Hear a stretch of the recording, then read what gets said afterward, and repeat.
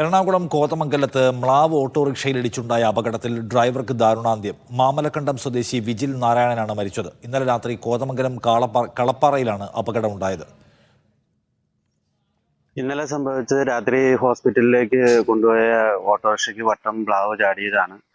പ്ലാവ് വണ്ടി മറിയുകയും ഒരാൾ മരണപ്പെടുകയും ചെയ്തിട്ടുണ്ട്. ഇവിടെ വന്യമൃഗശല്യം രൂക്ഷമാണ്. ഈ പുന്നേക്കാട് തട്ടേക്കാട് റോഡിൽ സ്ഥിരമായി ആനയുടെ സാന്നിധ്യമുണ്ട്. മറ്റു വന്യമൃഗങ്ങളുണ്ട്, പ്ലാവ്, കേഴ, മാൻ മുതലായവ.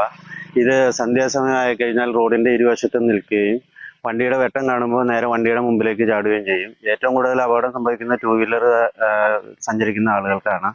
കൂടാതെ ഓട്ടോറിക്ഷ, മറ്റു വലിയ വാഹനങ്ങൾക്ക് വരെ ഇതുപോലെ അപകടം ഇതിനു മുമ്പും മരണം ഉണ്ടായിട്ടുണ്ട്. ഇവിടെ തൊട്ടടുത്ത് തന്നെ ഇതുപോലെ പ്ലാവ് വട്ടം ചാടി. കൂടാതെ അനേകം പേർക്ക് ഇതിന് അപകടം പറ്റിയിട്ടുണ്ട്.